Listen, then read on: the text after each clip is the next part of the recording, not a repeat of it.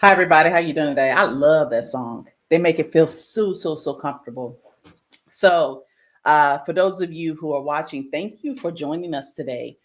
One thing that I want you to be able to do first and foremost is let me know where you are viewing from, what city, state you are representing, and also too, if you have any questions that you want to know about specifically in terms of business startup, in terms of leadership development, personal development.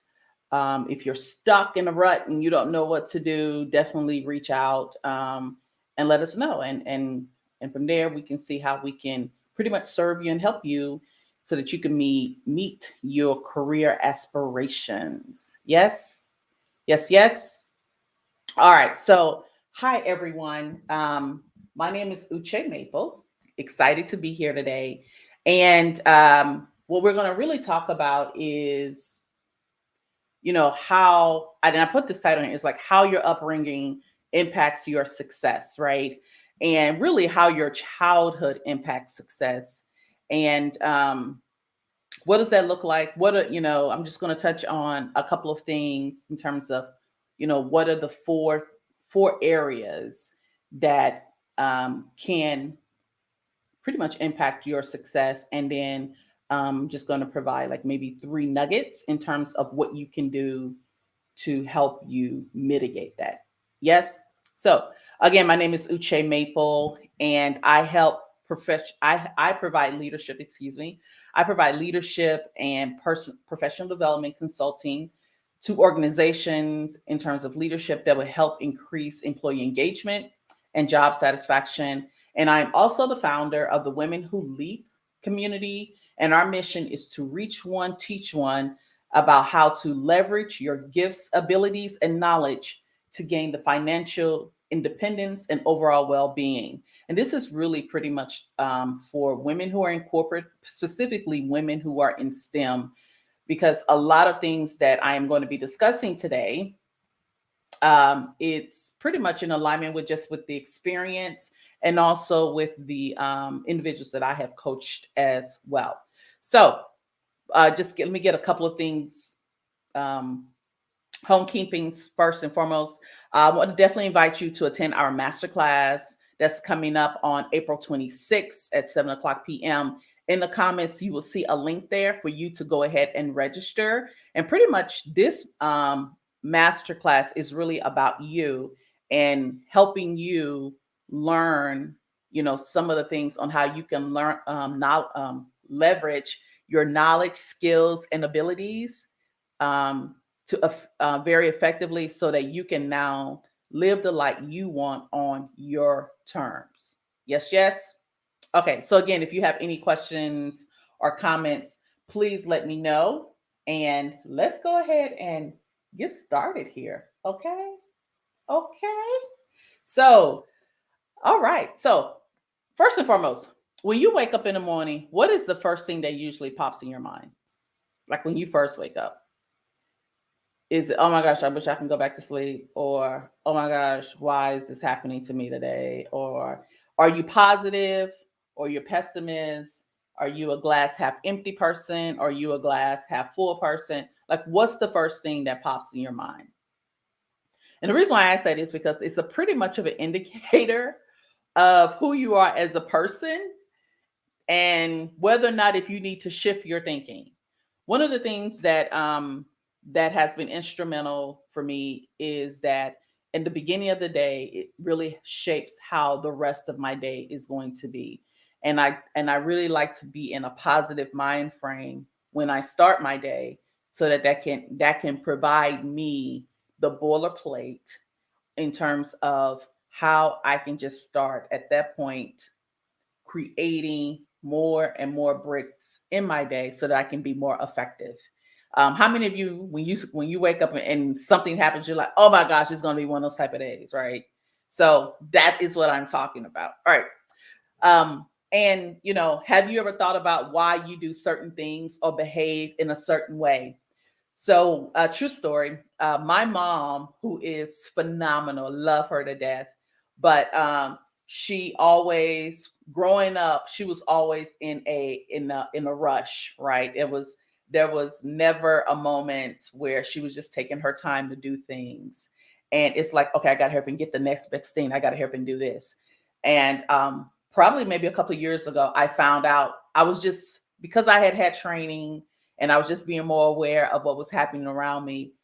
I was like, oh my gosh, I'm like my mom. I have a tendency to leap too much. Like I will run fast. And over the years, what I have learned is that I need to slow down and really just take a minute and then move. So when I talk about, um, what are some of the, when you behave in a certain way, are you observant in terms of learned behavior? Are you taking on behavior patterns that unconsciously are now part of you and you never knew it, or consciously that you decided that you want to incorporate? Yes. So, how does your upbringing, childhood impacts your success? So, here are four ways in terms of how your childhood or your upbringing can impact your success. Early on, around the age of 8, my father passed away very abruptly. I don't even remember it, and I just remember that my mom told me that he passed away and that she was crying, and I didn't know how to feel, right? So I was 8 years old. I really didn't understand what was happening. But I do remember going to school the next day, and the students around me, my classmates, were talking about it. And I do remember crying and going to the school administrator, and she was telling me everything was going to be okay. And from that moment, I believe for me that the influence that my mom had grew exponentially, right? Because my father was no longer in the picture. For the first 8 years, he was, but after that, um, the person that I relied on and depended on was my mom. And, one of the ways that success impacts you is really from a parental standpoint. What you get from your parents does impact the success you're going to have in your life, because we know that it shapes our values, our beliefs, and our behaviors. We also know that, parents who provide their children with guidance and support in pursuing their interests and goals, and just reinforcing that positively or negatively and encouraging them, really helps the child itself develop a growth mindset, which is essential for any success in any field. However, for me, because of a loss at such a younger age, I really had a lack of security. Like I never felt secure. So, as a result of that, I never played all out. I only did just enough to get through so I wouldn't be seen. And I don't think I really understood that really until I got older. And I realized, like, oh my gosh, you have been playing very small because of not feeling safe, not knowing at any moment that something else could happen to my other parent. And that is a way for me that in terms of success, is not playing all out all the time, but just doing enough to get by so that I don't rock the boat. And that's one of the reasons, that's one of the ways, is the influence that our parents have, or the influence you don't have because your parents aren't there. The second thing is education. We hear this all the time, right? That in certain environments, you may be in an environment that provides great education. The teachers are very encouraging. The system itself, it's there to make sure that you are doing phenomenal. And we've also heard school systems that have, in the news allegedly, that have hurt and impacted kids as well. So, one of the things that when I would coach clients who specifically were in the STEM field, One of the stories that I heard that I thought was insane to me, but she told me a story about how when she was in school, how it was not encouraged for her to pursue engineering, and and that it's really for more male dominated, and so she got out of it, which was very discouraging, because statistically speaking, if we look at the stats in terms of when women go into the science, technology, engineering, mathematics field, those stats are staggering, where that they're dropping out at at certain points when they go into when they go into the field in college, they're dropping out and pursuing another major, or if they go and work in the corporate space, they're dropping out, or 5 years, and in 20 years, like, those percentages are just, they're dropping every time. And it's unfortunate that they are experiencing that, but from an educational standpoint, it can really make or break any of us on how we're doing. So, what my mother is an educator, and what I love about what she does, and the proof is in the pudding, because whenever she would come home or meet former kids, students that she taught, they would say that she changed her life and that she didn't give up on them. And to me, that's inspirational more than anything, is to make sure that every teacher, every educator is there to support and guide children along the way. So that's the second thing that can impact your success. Your is the educational system that you've experienced. Uh, the third thing is the family environment. So I grew up in a very extended family, and which has been phenomenal for me. If I didn't have them, I wouldn't be where I am today. But I grew up, like, the seven of us, and then even outside of that, our cousins and everything, and even outside of that, for me, was my extended family, who were not my blood, but by definition, they were my blood. And during times of challenges and turbulence, they really took me in and loved on me in a way that, if it wasn't for them, I wouldn't be where I am today, truly. So that in and itself, from my teenage years, the family environment that I had, they really helped cultivate me to be the person that I am today. And the reason why I'm bringing this up is, so, selfish plug, right? So I wrote this book called Better Not Bitter, and it will be released soon. But in here, I'm talking about just my experience as a child up until the time that I actually go and leave for high school. And as I'm writing these, I mean, going to leave the college, as I'm writing these stories, all of these memories are coming up. And it's just mind boggling to me about how dynamic my life was, and how challenging it was, but also how encouraging it was.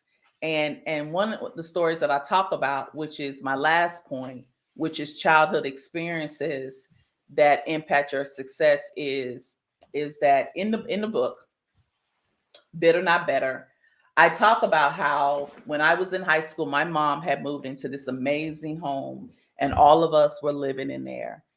And unfortunately, it burnt down, and it had everything in there. It had, like, my medals. It had everything I had ever won, because I was a track star, just to let you know, in high school. But it had everything I had ever won, and all my wet medals, all my ribbons, all of my achievements. Um, they got burnt. And the good news is that nobody was hurt, right? We all got out safely. The bad news is that that experience, again, was another detrimental loss, where I did not feel safe. And that impacted me even when I met my husband. That security of feeling safe, I didn't realize that that's how I was behaving. So they it plays an important role in terms of how we play all out, in terms of us being risk adverse, in terms of us being successful at school, in our careers, in our marriages, even with our friends. Your childhood impacts your success. Over the years, I have been very fortunate that I've had several coaches. I've had I've been very fortunate. I do have a support system that I was able to, one, be aware of what was happening to me. That's the biggest thing. When I hear people say, "Well, that's just how I am," or "I've always been like that," that in itself negates the accountability and responsibility of the behavior that we are exhibiting. And I chose not to be like that because the person I was then was not the person I wanted to be in the future, right? I wanted to shift who I was so that I can determine how successful I desired to be. But I had to shift who I was, and I could not allow those external events take hold and control of me into what I do next. Yes? So the first thing I had to do was be aware of what was happening in that moment and when it happens. And this includes when somebody does something to me and I react in a certain way. I'm always reflecting, like, why did you behave that way? What made you decide to do that?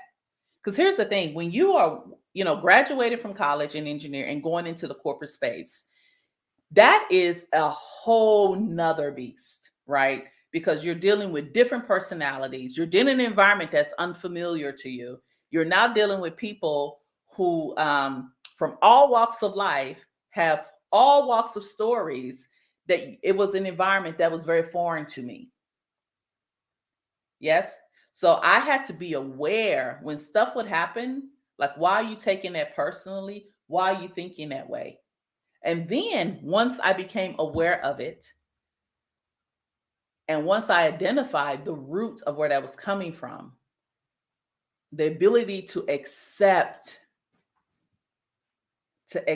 me in that moment, in all of my rawness, in all of my instability, in all of my essence, was the key. Because the longer I kept denying the current state that I was in, I was not going to be able to progress and move forward. Yes? Okay. So the third thing was, after I was accepting where I was, I had to be willing to commit to the change. Changing who you are today to whom you want to be tomorrow.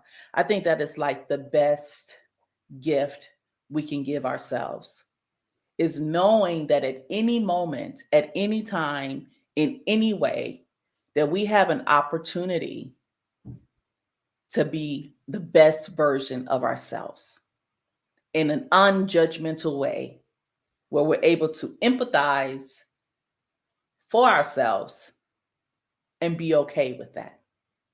Yes, yes, yes, yes. So I just had to get this, I thought that this was important.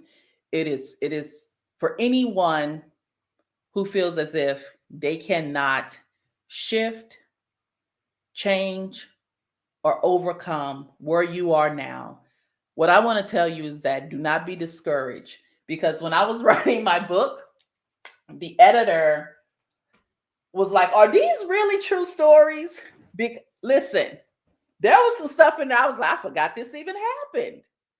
But I'm glad it happened, because it gave me such a well-rounded view of what the world could be, what the world is. My viewpoint was always different.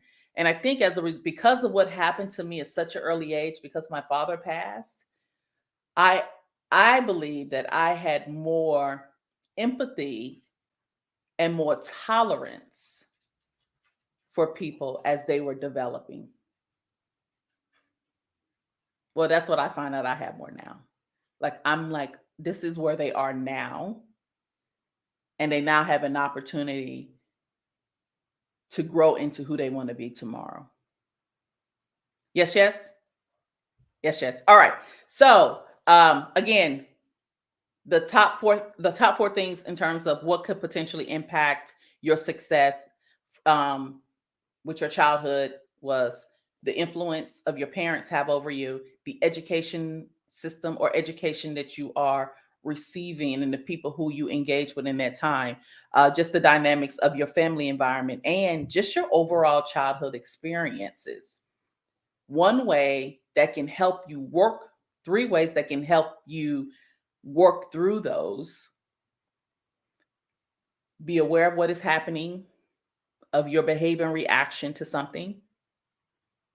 Be willing to accept where you are in life, because none of us are perfect and none of us will ever be perfect.